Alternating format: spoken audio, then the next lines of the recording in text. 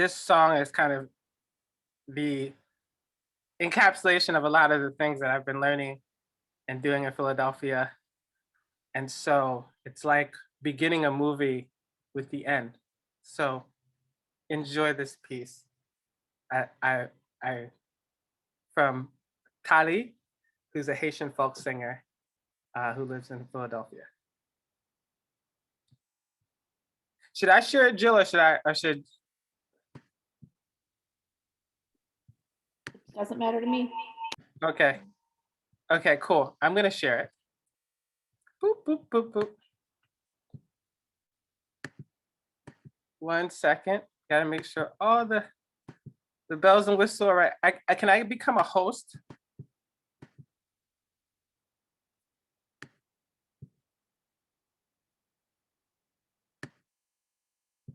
Eric, can you do that or? I'm not able to do. I think Jessica, you were doing that, or who was running it? Because I'm just hosting. Yeah, I'm not. right. I don't It's have Jessica. the control.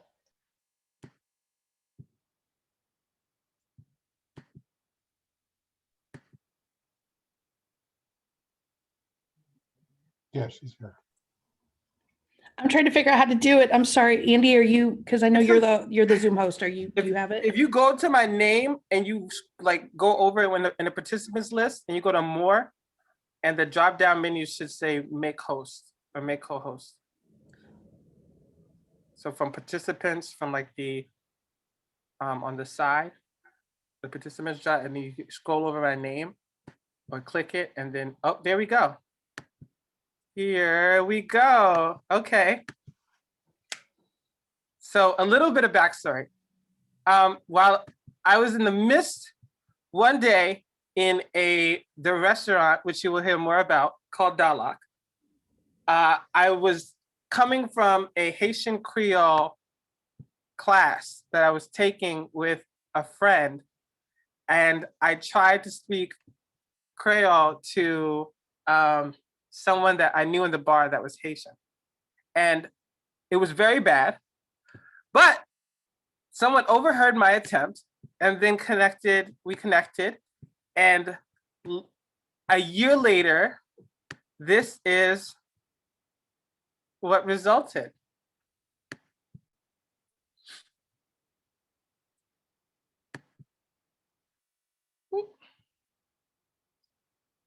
Sorry, I chose the wrong screen.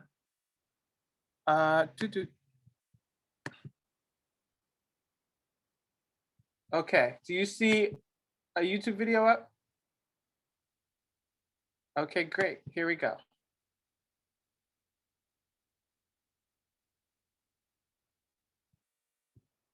So I just want to make sure I'm sharing sound. Yes. Can you hear?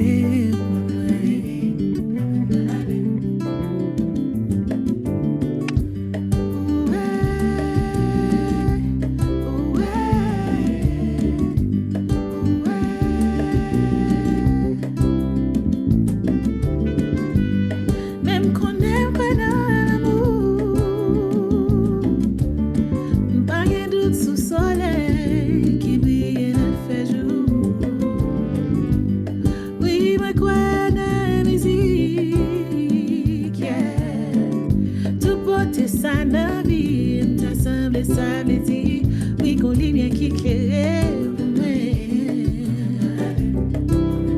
Ça fait combien qui c'est pour moi. Et si qu'on force capé pour moi, si combien qui c'est.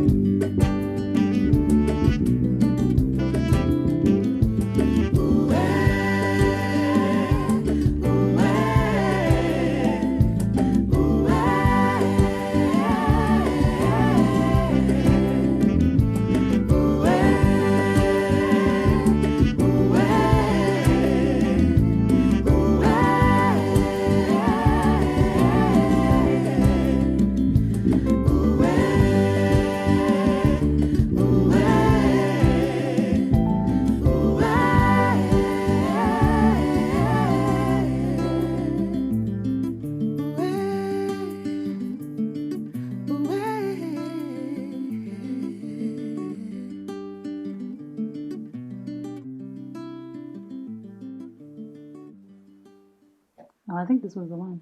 Okay.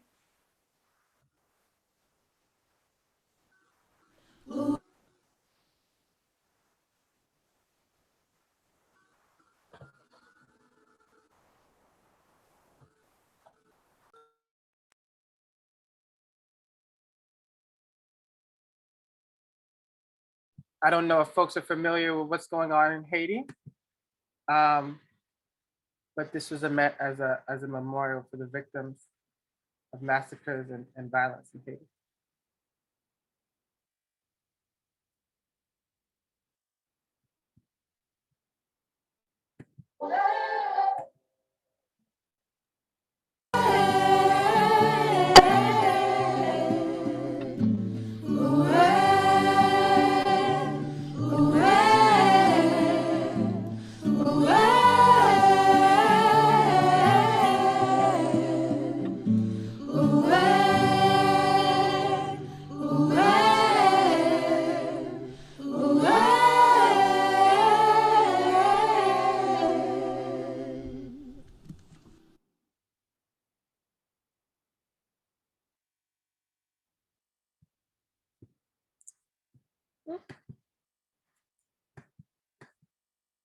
Need to manage your customers? Get Monday.com's flexible.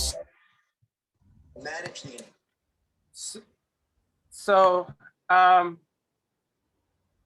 thank you all for checking that out. What'd you think of that?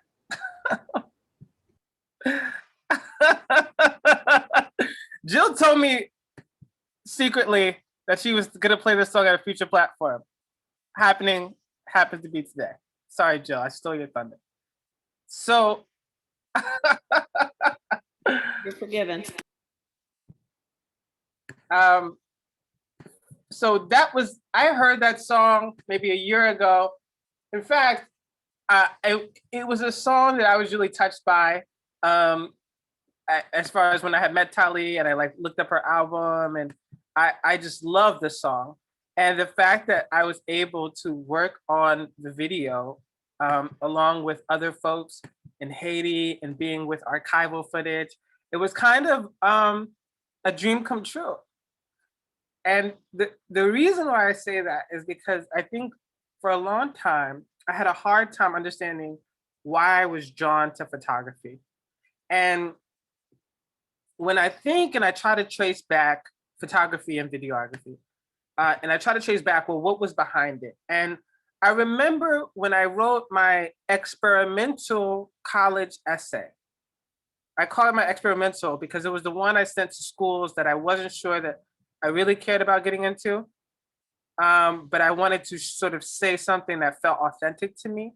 And it's like kind of also the first time I really feel like I was expressing something that was like a humanist value or ethos. And I was trying to sort of describe what inspired me and what like made me look for a way to keep going, or what way purpose I want to have in the world. And I was focused on this image of me watching my father look at women on the street. And it was something so like gross about it, but then also beautiful. It was like in this very like inappropriate way, he was trying to, it seemed like he was communicating, I see a path to transcendence through you. And I felt like my development as an adult, as a humanist, was kind of holding the space for how terrible that was, so that this male gaze. And it also, what are the other meanings behind it? Where did it come from? Being curious about it, being sort of aware of its creative potential as well as its potential for harm. And so as I continue kind of growing up in sort of my own coming of age, and I saw that I not only was, I sort of, that rubbed off on me, that I employed that same gaze, but I felt like I wanted to change that. I felt like I didn't want to contribute to the harm that I felt that people like my father, other men, me, were giving to women because they were beautiful. And so for a long time, it was like, what can I do with this gaze? What ways can I use it for something good? And in the midst of so that thinking, sort of dealing with that, trying to come to terms with sort of what it means to be a man, masculinity, sexuality, creative person. It was also in the midst of this breakup that was going on, and that I saw how some of those things influenced and shaped our relationship. And I was sort of in this process of pain and grieving, like anticipatory grieving, as the relationship was breaking down. And then it kind of finally broke down. And this was in 2017. And I was about to make a trip to Ghana after I had came back from a year service, a year and a half before, in 2016. And I was like, this is the time I'm going to go to Ghana, and I'm going to show how the things that I learned in Ghana have stayed with me. And it's going to be a spiritual experience.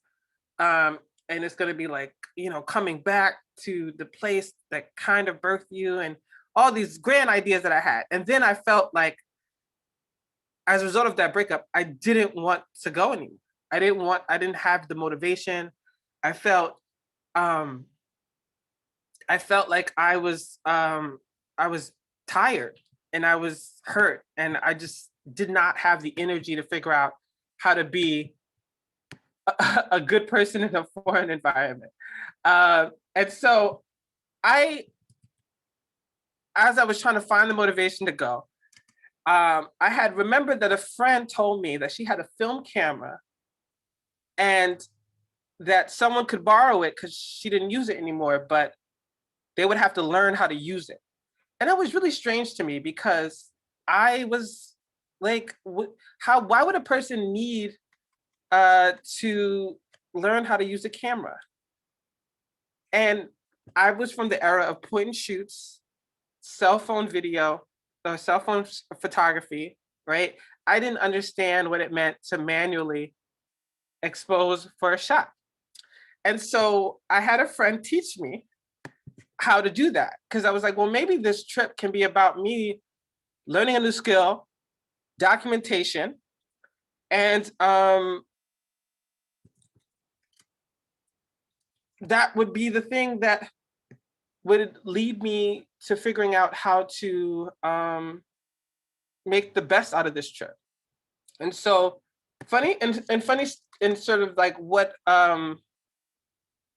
is the kind of pretense to this is that actually Ghana was the first time that I tried to do photography in terms of like, I was writing a blog and I was trying to share the images that went with the writing to sort of bolster it and things like that. And I wrote a piece called 1,000 Ways to Kiss the Ground.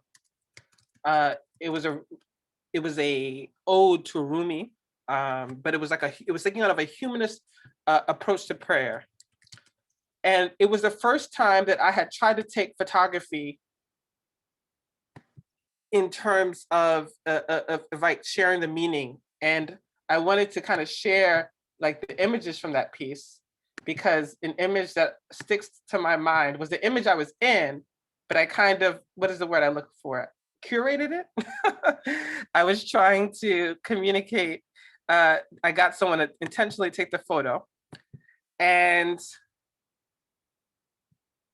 it has this one particular, I was trying to see what ways that people, you know, or show, like access their spirituality. So I was in the northern part of Ghana, and I took these photos of this woman praying. It's funny because she worked at a bar, like this was a spot, and she's praying in the spot. But you know, no one knows that, they can't tell. And my friend who was Muslim, he was praying also at work, but he worked in the health department hospital. And this was in our house in Ghana, and my friend's partner did yoga. And then my friend also, and actually in the same spot, if you notice the chairs are the same, he's writing in his journal. So his writing was the way. And for me, this picture of me holding a child was like the way that I access spirituality, was kind of like, oh, like this is what it meant to pray for me. So that image of me kind of holding that child always stuck out to me. It was my Facebook cover photo for a while. And yeah, so this was like the first piece that I can remember that like, okay, I really went in and I really tried. I'll link the piece if you want to read it. I know some people may find the subject matter a little weird, like why would a humanist care about praying? But I was in northern Ghana and I explained why I just like had this question. So a little bit of context for why. Now, what I want to do is to show you kind of the sort of development of the way, like sort of my relationship to photography. And so the first shot that I ever took is one of the first. I think I took a stop sign, a shot of a stop sign. Can you let me know if you can see it? Because I actually started the slideshow late. Are you able to see this? Can you see the picture? I can't see if someone say yes. Nope. Okay, let me stop real quick. All right. Oops.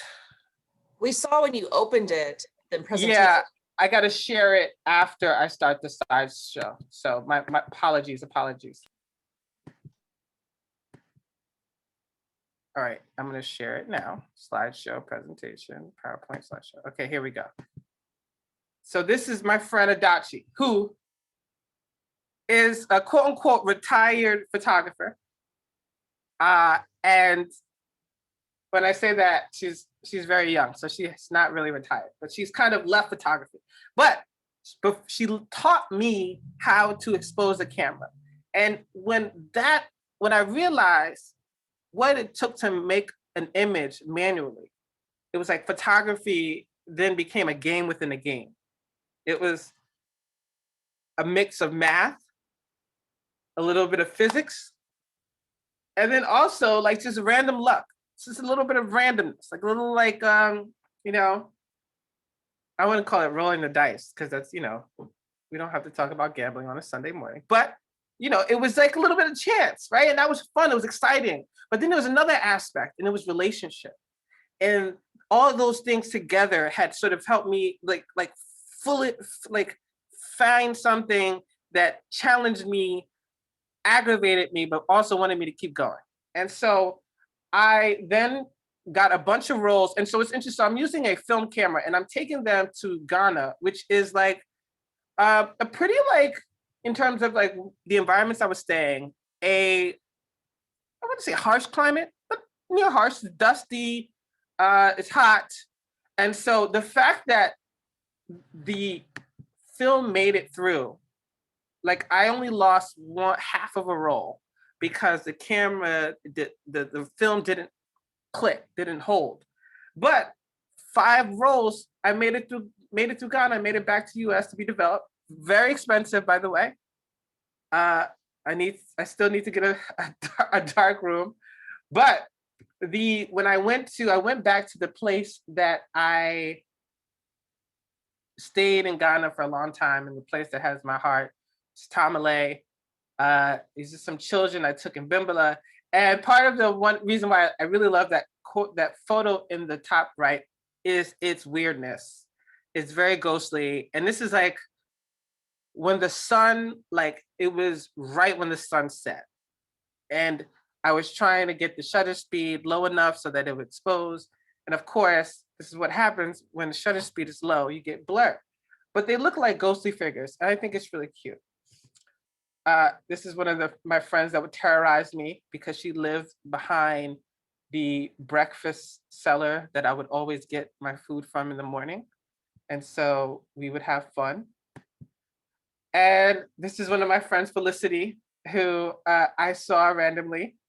And we're able to hang out, and it got to capture some shots of her. So it began this kind of really cool journey of capturing memory and that it's an imperfect tool for capturing memory because it's not a camera or a lens or a, what is that called? Or just film, the process itself is nowhere near as good as our eyes. Our eyes have a wider dynamic range so that we can tell the difference between light and dark, and we can separate out and get the detail of things in the dark. For photography, there's a much less wiggle room. So how and where light is really important. And so, but it being imperfect allows kind of meaning to be either assigned or elicited. And so I tried to take some spots, some shots of things that were interesting. I took like a little, like half black and white and half color, because I wasn't sure which one I would like more. I do like black and white more. It's more fun for me.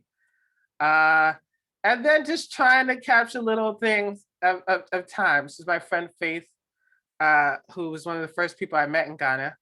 We stayed in a kind of volunteer hostel that would host Germans that had kind of a relationship with the German government. And so they would have Germans kind of stay for periods, and Faith was one of the sort of hosts that would take them around. And then, so one of the reasons why I went to Ghana was my friends were getting married. And these are actually humanists in Ghana who also hosted us, Kwabena and Rosalind. I don't know if you folks know the Humanist International, but Roz has been a sort of very active member of Humanist International for a long time, especially on the youth part. And then, yeah, just trying to find interpretive shots. This is a calabash. This thing that they would hold this drink called pito inside.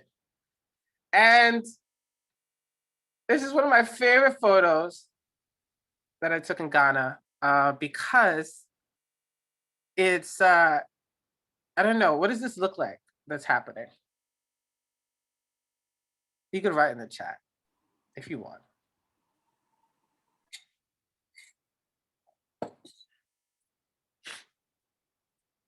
This is like an art class ceremony. All right, I'm with it. Any other guesses? Family gathering. You're a little close. You're close. So it was a funeral. And so some people say they look sad in the photo. I don't think they look that sad, actually. I think it was actually it's kind of ambiguous what's happening. But they're definitely find my camera really weird because I love this sort of the stares that I'm getting. And it was cool. It took me I remember sweating, being on the ground. Like I took one photo that was slightly out of focus. This is probably also in some way out of focus. or imperfect, but I remember just really like patiently, because they were posing in a way, they knew I was going to take the shot, and so they were waiting, and it was high intensity moment, but fun. So in a way, so photography began this sort of thing that drove me to go places, because I was getting older and I didn't have the extroverted energy that I usually had, so I needed a reason. And one of my friends, who I wanted to kind of like get a sort of to speak to folks and share our experience in Montreal, because it was actually a very challenging trip. My friend lost his phone, then had to like use me as a way to contact the model agency, and my phone dies and I really don't pay attention to it, all these things. And so it was a really challenging time, but I learned a lot about photography, and I got some cool shots when I was there. We were in Montreal, and we went to Montreal in February, which is always a bad idea. And then so continuously photography became a way to document and share and also help friends. So my friend runs this march called Take Back the Night, which is, it sort of honors and remembers folks in charge of reimagining a world without sexual assault. And I took some shots as we marched through the streets of Philadelphia. Then going to Oaxaca in Mexico, and trying to, find meaning, take cool shots. Pretty sure Oaxaca is one of the most beautiful places I've ever been to. It's really nice. The people are nice. I also love mezcal a lot. And then weddings. When my friends got married, this is her friend. And again, it's like kind of like, as I go back, I remember really being obsessed about trying to get technically good at photography. And then it didn't matter anymore, because I felt like it was just about capturing a moment. And sometimes the sort of haziness, that's a part of it. And then as other friends have business ventures, things that they're into. And so it became a way for me to share and give to people. This is one of my friends who's a yoga teacher, my other friend who has a traveling business. This is a friend of mine who sells these bonnets, sort of these unisex head wraps. Another friends that are yoga teachers. And just a creative photo shoot, just like random. My friend was like, I want to do a photo shoot, let's do it. And just, get to meet people and talk to people. And these are folks actually, they all went to the college that I went to, but they were younger than me. And so we connected, and with Nana, who's also Ghanaian, who actually lives in Ghana now, and we still connect and collaborate. And so it became a way for us to deepen our connection too, as well. And my friend Winnie on our trip to New York, and this is the Brooklyn Bridge. And I just love this shot because it doesn't work in color, but I think it looks really beautiful in black and white. And one day I'd learn dodging and burning, which is like kind of shading in color in certain particular places instead of doing it with just changing the knobs so you can be more specific. But yeah, I just love this shot. And then over time, it's become this journey of like, how do I reconcile the things I care about? Poetry, dance, art, and so things in terms of Pan-African. And I feel like it's been a constant journey of figuring out what that looks like.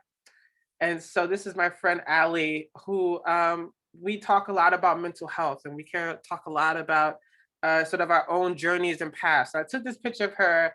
I love it because it kind of captures what I feel like is like her emerging out of a dark period. And I said, what emerges from a night too long? Whom gets to hear a silent song? Who has the power to protect light and sound? Me, I am slowed, loved, tied to the ground. I am a path revealed, a truth unsealed. And so, yeah, it's been a kind of constant journey of like, well, what does it mean to further explore these things? And then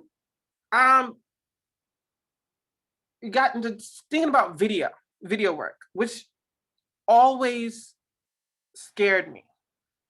I found it really scary to think about how much goes into video work from this. It's a different mediums in photography.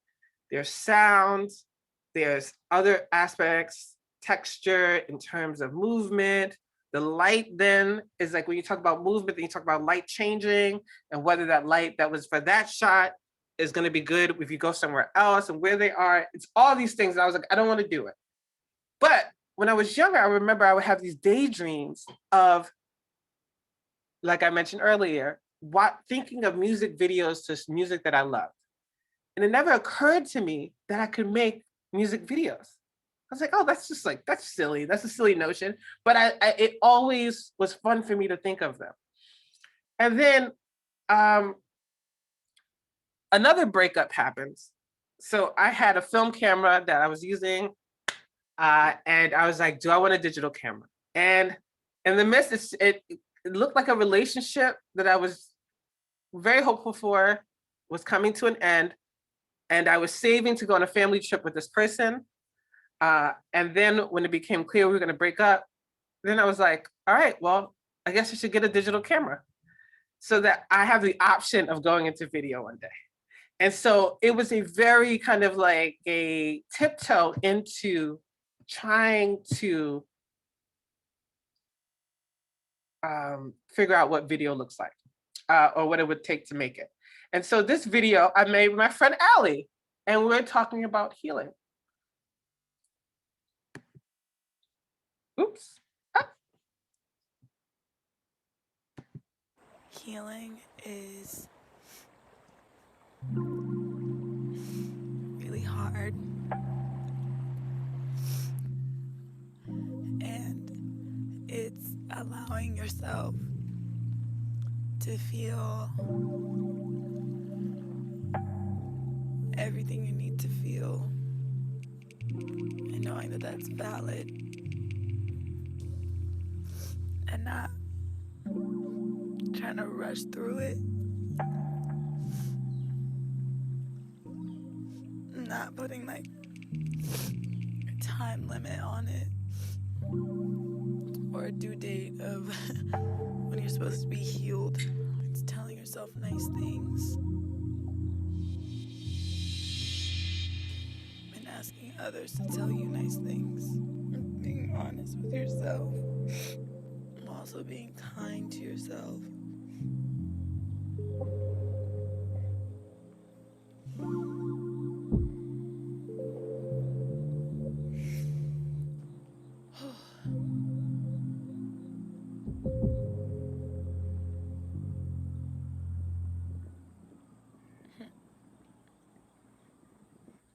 It's interesting because it's like, it's a process, it's a feeling, it's a mindset,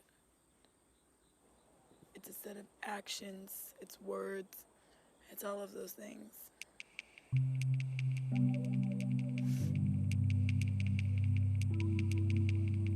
Any questions?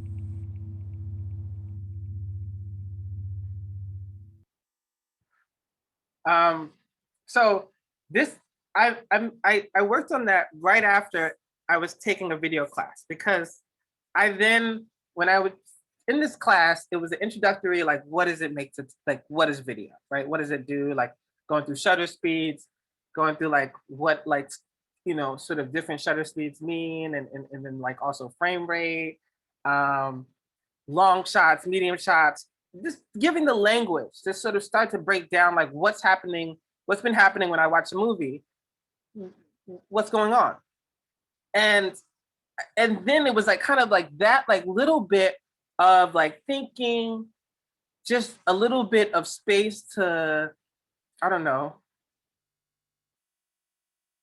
see how I could get into it. It opened up a little bit of an avenue. And I said, okay, I think I know how I could approach this in a way that's manageable.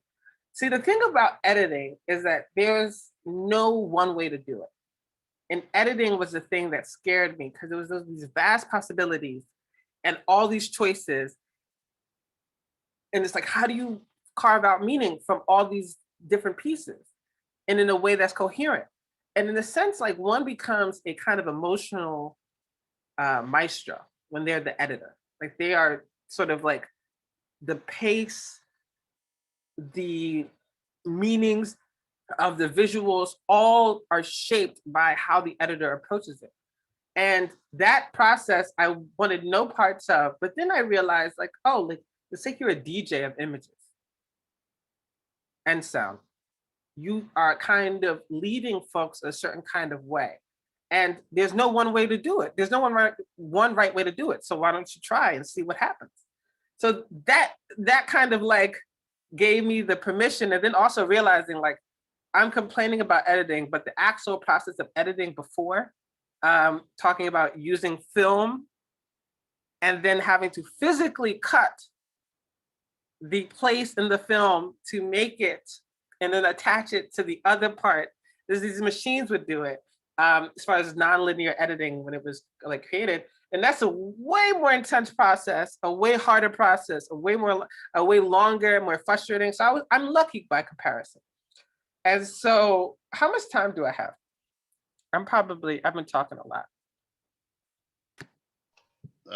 Probably about another 10 minutes. Okay, great. So what I want to do, I'm gonna fast forward over this next video because I feel like the next video is kind of me in the middle of an editing class that helped me get a voice for like kind of the things that to match the imagery that I wanted to make with also being aware of, like I said, that kind of emotional position of being a maestro. And so, actually, I want to show it. Okay, sorry. I want to show this because it's also my friend Ali, who we are collaborators. And this is in the middle of the pandemic. This is kind of, I think what around the first, kind of when it first started, and it's just getting warmer. And we're trying to figure out, well, how can we do things, one, stay creative, and one, how can I apply the learning that I'm doing? And so here's a little bit of that. This is a silent piece.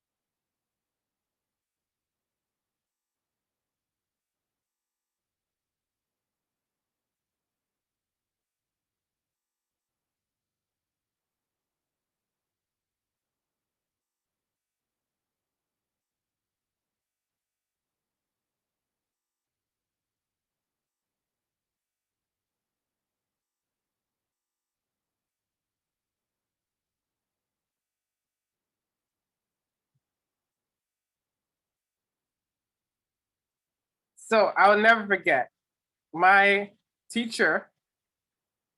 I was getting feedback from the class in this editing class and sharing over Zoom. He was like, there's some really nice shots in there. And he's like, you know, this is not a cinematography class. This is an editing class. So what did you think about the cuts? What did you think about the, you know, how long this lasted or where, and then like to what it went to? And it's like, those are the things. And it's like, because this piece wasn't cut to music, because this piece wasn't kind of like, it's kind of, it is to me like tied together photographs of movement, which is beautiful, but it's not the same as like editing, like good editing. And so, and this kind of led me to this point of like, I learned that like where my limitation was. So alongside, funny enough, also in the pandemic, I started working on a documentary. And we applied for the grant to work on a documentary before the pandemic. And as we were accepted, and then it became clear that a pandemic was happening and that it would not be the same project. And this pandemic was focusing on a neighborhood institution that, this project was focusing on a neighborhood institution that was based around social interaction. It was based around sharing and community. And so it was a really stressful process to figure out how to bring out what this place was about and keep its memory, but also speak to the present moment. And it was like, also, this was a point where like I had reached my limit. I was losing my hair. I'm still losing my hair. At some point in January, my arm stopped working. I couldn't bend it. I think I pinched a nerve, and I was stressed. And I said, I can't do this project.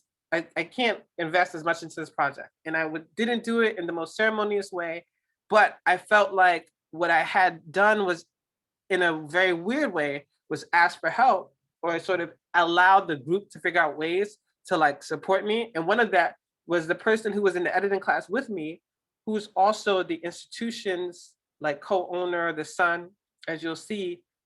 He took over the editing duties. And it's something that the subtext of this piece of like being the family business of this restaurant is also like, it's something that kind of like chose him.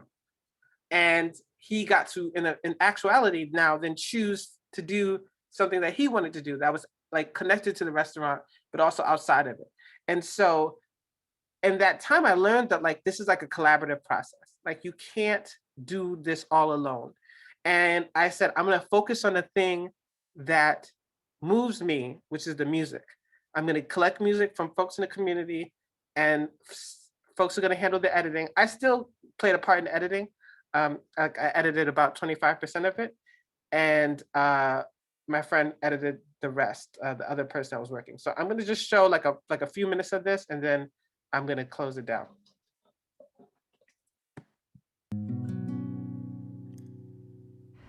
My dream, it was not a restaurant. I used to go to Westchester State College. Then I used to take like English, maths, and chemistry. My dream was to be a cosmetician, and I demonstrate at school. The students, the teacher, everybody, they tested it. I put it like a finger food, then they tried and they like it. So my professor also, she told me, oh Nikisty, for future, like, you know, you can even open a restaurant, this kind of food if you cook. Of course, my husband also, Amari, he was encouraged me. At that time, that's the, motivation. Sometimes when God, give you something, that's what we got. Hey, what's going on, y'all? Thank you for joining me on another episode of JL Jupiter TV. We're currently here in West Philadelphia. I came from family to families. So much history, and there's so much love and pain in our history. and that's a part of my DNA too, with everything that Eritreans have to go through, fighting for their independence, to keep, their culture alive, keep their identity alive. It's something that I've learned to understand and appreciate. I start to teach them also our culture. Right before they eat, they have to wash their hands, and they have to pray too. When you start to be too close always, then it becomes to a relationship, I think. I met Amara at that time, then became best friends. He loved people, they love him too. And he changed the neighborhood, the customers, and he make it diverse. He make it like everything, like a good combination. It's always been a thing with my father when he was around, that he would show them how to like go on their plates and kind of like hand feed them. That very act is called gorsa. This is like a tradition at home. It's kind of a sign of love. The food came out, and then the owner walked past me and reached out, grabbed some of the bread, and put it straight in my mouth. And I was like, wow, this is amazing. I mean, that's a bold move. You can't do that in COVID times. But like this man, who became one of my best friends and my neighbor, we live on the same block, actually like reached his hand onto the plate and showed me how to wrap the food and eat it. And that's Amara Solomon, who passed away, who was the founder of this restaurant. I just remember my mom getting the news and just being like hysterical, just crying. Like, what's going on? Why are you crying? I still feel his presence because he is just a bright, bright light that has not burned out.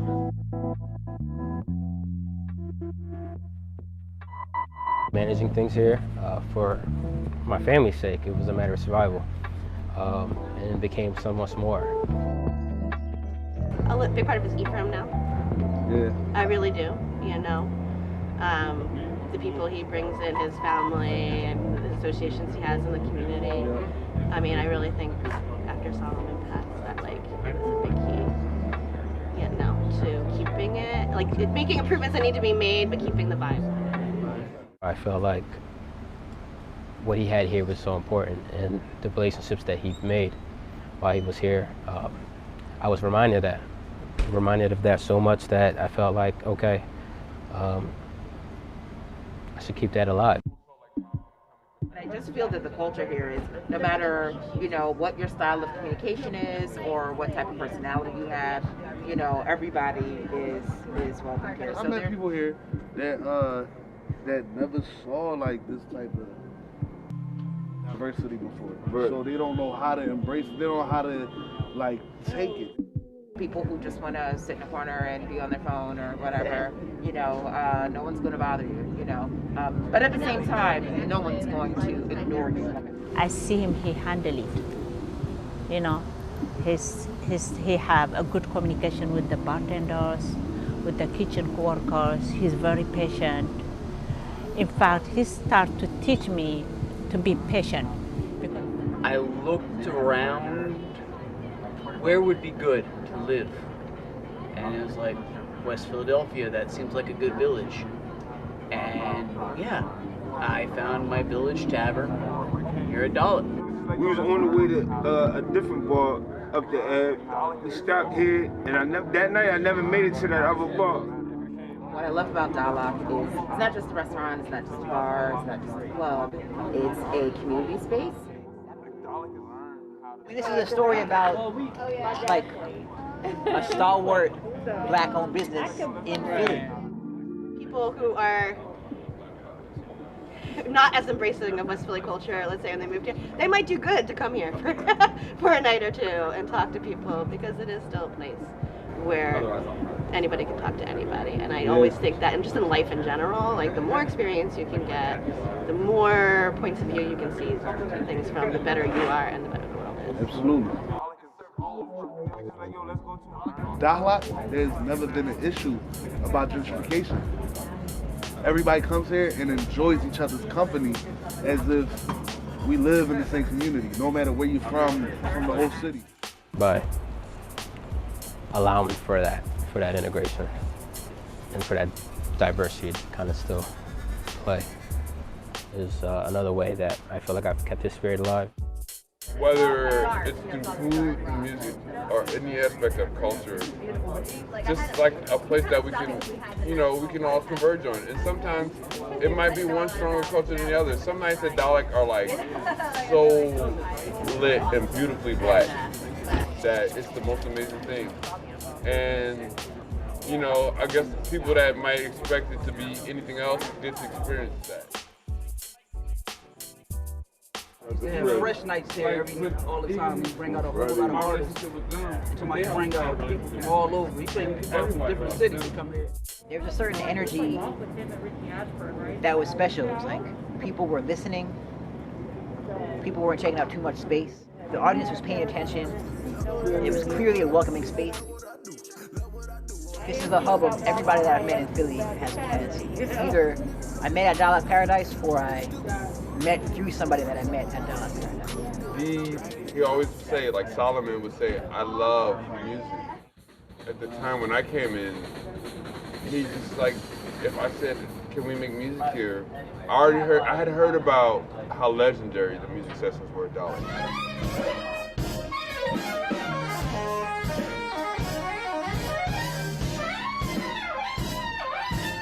Basically our home right here. I was welcomed in on some open arms type time. Dalek got that vibe.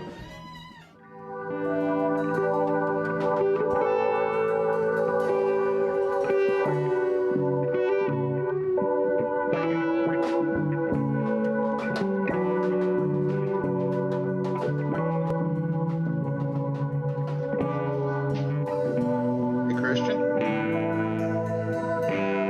is it possible to have this added into the chat so everybody could still check this out? Because I mean, this is wonderful. I'm really enjoying it. Or is this something that's on your private computer? Still a work in progress. You're absolutely right. It is still a work in progress. Got it. It is still going. We're actually working on trying to submit it to a festival. Oh, cool. Black Star Film Festival. So it's like at some point you all will be able to see it again, and you'll see an even better version. So, but I wanted to sort of share, if you can see the journey from the first photograph, intentional photograph, to this. Yeah. Yeah, that was good. I was really enjoying that documentary. I mean, it was easy just to slide right in there and just start absorbing everything. I was like, oh man, I need to head up there and check out that culture. I'm like, this is one of my friends said, if you were trying to get people to want to come to Dala and experience the place, you did a good job. Yes, yeah, it was very good. It was very good. Yeah, I look forward to. Well, first off, I hope you do really good with it with the in the festival and everything else like that, and get the recognition that's deserved from. Because if you're only going to be making it better, it was good. It was good. And then I do look forward to seeing the finished product one of these days too. Thank you. Thank you. Certainly. Well, unfortunately, I think we're gonna have to cut off because I know we got the colloquy at 11:45, and I did have just a couple things I needed to go through real quick. But Kristen, again, thank you very much.